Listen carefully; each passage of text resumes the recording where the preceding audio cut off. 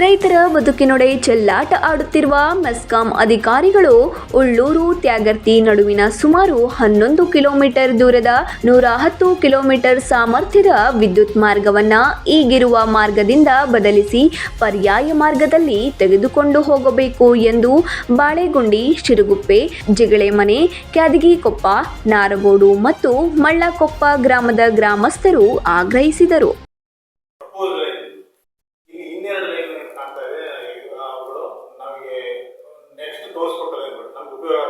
ಆಮೇಲೆ ಕಂಬಗಳು ಕಡಿಮೆ ಆಗುತ್ತೆ, ಅವರಿಗೆ ಕಾಮಗಾರಿಗಳು ಅನುಕೂಲ ಆಗುತ್ತೆ. ಆದರೆ ಈ ಮೊದಲನೇ ಕಂಬಗಳು ಜಾಸ್ತಿ ಬೇಕು.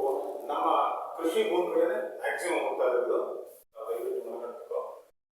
ನಾವು ಮತ್ತೊಮ್ಮೆ ಹೇಳಬೇಕಾಗುತ್ತೆ, ಪ್ರಗತಿ ವಿರೋಧಿಗಳೆಲ್ಲ ಕರೆಕ್ಟ್ ಬೇಕು. ಆದರೆ ಬೇರೆ ಎಡೆಗೆ ಕರೆದೋದಕ್ಕೆ ಈ ಮೊನ್ನೆ ತಾನೇ ಜಾಗೃತಿ ಇರತಕ್ಕಂಥ ಕೆಲವು ಪ್ರತಿಭಟನೆಗಳು ಬೇರೆ ಇರ್ತಾರೆ. ಪತ್ರಿಕಾ ಭವನದಲ್ಲಿ ಸುದ್ದಿಗೋಷ್ಠಿಯಲ್ಲಿ ವಿವರ ನೀಡಿದ ಗ್ರಾಮಸ್ಥರಾದ ಜಗದೀಶ್ ಕೊಪ್ಪಾರವರು, ಉದ್ದೇಶದ ವಿದ್ಯುತ್ ಮಾರ್ಗ ರೈತರ ಜಮೀನಿನ ಮೇಲೆ ಹಾದು ಹೋಗುತ್ತದೆ. ಇದರಿಂದ ರೈತರಿಗೆ ಜಮೀನು ಇಲ್ಲದಂತಾಗುತ್ತದೆ. ಸುಮಾರು 700 ಸಣ್ಣ ಹಿಡುವಳಿ ರೈತ ಕುಟುಂಬಗಳು ಇದನ್ನೇ ನಂಬಿ ಬದುಕು ಕಟ್ಟಿಕೊಂಡಿದ್ದಾರೆ. ಇದಕ್ಕೆ ಪರ್ಯಾಯ ಮಾರ್ಗವಿದೆ. ಆ ಮಾರ್ಗದಲ್ಲೇ ಲೈನ್ ಅನ್ನ ತೆಗೆದುಕೊಂಡು ಹೋಗಬೇಕು ಎಂದು ಶಾಸಕರಿಗೆ ಹಾಗೂ ಉಪವಿಭಾಗಾಧಿಕಾರಿಗಳಿಗೆ ಮನವಿ ಸಲ್ಲಿಸಿದ್ದೇವೆ ಎಂದರು. ನಾವು ಈ ಕೆಲಸ ಆಗಬೇಡ ಅಂತ ನಾವು ಹೇಳ್ತಾ ಇಲ್ಲ. ಕಾಮಗಾರಿ ಆಗಲಿ, ಉದ್ಯೋಗ ಇದೆ, ನಾವು ಹೇಳ್ತಾ ಪರ್ಯಾಯ ವ್ಯವಸ್ಥೆ ಅದನ್ನು ಮಾಡ್ಕೊಳ್ಬೇಕು ಅಂತ ಹೇಳ್ತಾ ಇರೋದು. ಹಠ ಮಾಡಿಬೇಕು ಅಂತ ರೈತರು ಜಮೀನು ಮೇಲೆ ತರಬೇಕು ಅಂತ ಹಠ ಮಾಡ್ತಾ ಇದ್ದೀವಿ. ಇದು 2-3 ವರ್ಷದಿಂದ ಹೋರಾಟ ನಡೀತಾ ಇದೆ. ನಾವು ಹೇಳ್ತಾ ಇರೋದು ಬಂಧನ ಪ್ರಕರಣವನ್ನ ಅವ್ರು ಯಾವುದೋ ತಪ್ಪಿಲ್ಲ, ಅವ್ರು ಹೋರಾಟಕ್ಕೆ ಹೋದರು, ರೈತರಿಗೋಸ್ಕರ ಹೋದರು.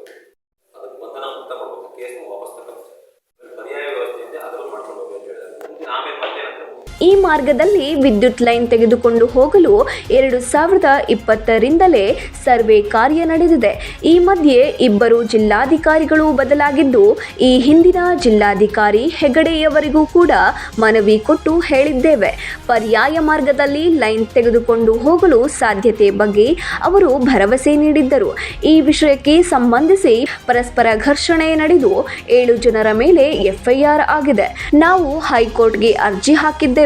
ನಮ್ಮ ಜಮೀನು ಉಳಿಸಿಕೊಳ್ಳಲು ನಾವು ಹೋರಾಟ ಮಾಡುವುದು ಅನಿವಾರ್ಯ. ನಮ್ಮ ಬೇಡಿಕೆ ಈಡೇರಿಸಲು ಒತ್ತಾಯಿಸಿ ಶೀಘ್ರವೇ ಉಪವಿಭಾಗಾಧಿಕಾರಿಗಳ ಕಚೇರಿ ಎದುರು ಧರಣಿ ಸತ್ಯಾಗ್ರಹವನ್ನ ನಡೆಸುತ್ತೇವೆ ಎಂದರು. ನಾವು 175 ಕುಟುಂಬಗಳು ನಾವು ಬದುಕಬೇಕು. ನಮ್ಮ ಉಡುವಿನ ಒಂದು ಪ್ರಶ್ನೆ. ಹಾಗಾಗಿ ಅದು ಶಾಂತಿಯುತವಾಗಿ ಹೋರಾಟ ಮಾಡ್ಕೊಂಡು ಬಂದಿದೆ. ಅವರು KPTC ಅನ್ನೋರು ಮೊದಲಿಂದಲೂ ನಮಗೆ ದಾರಿ ತಪ್ಪಿಸ್ಕೊಂಡು ಬಂದರು. ಸುಳ್ಳು ಹೇಳ್ತಾ ನಮ್ಮನ್ನು ನೋಟಿಸ್ ಸರ್ವ್ ಮಾಡಲಿಲ್ಲ. ಗುರುದತ್ ಹೆಗಡೆ ಅವರು ಯಾವಾಗ ಜೋರು ಮಾಡಿದ್ರು ಅಷ್ಟು ಮೇಲೆ ನೋಟಿಸನ್ನು ಕೊಟ್ಟರು ನಮಗೆ. ಹಾಗಾಗಿ ಅವರು ಅಲ್ಲಿಂದಲೂ ಇಲ್ಲಿಗೆ ನಮ್ಗೆ ಯಾವ ಮಾಡಿಸ್ತಾ ಸುಳ್ಳು ಹೇಳ್ತಾನೆ ಬಂದರು. ಈಗ ನಮಗೆ ಪರಿಹಾರವನ್ನು ನಿಗದಿ ಮಾಡಿಲ್ಲ.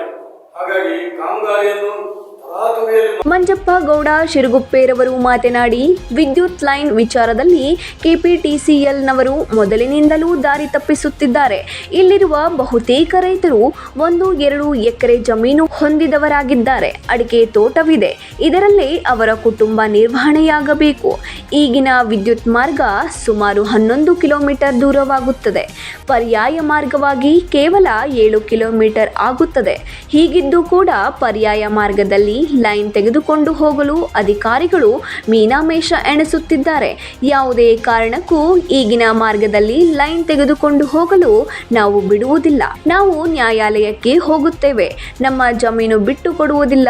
ಪರ್ಯಾಯ ವ್ಯವಸ್ಥೆ ಮಾಡಿದರೆ ನಮ್ಮ ಎಲ್ಲ ಸಹಕಾರವಿದೆ ಎಂದರು.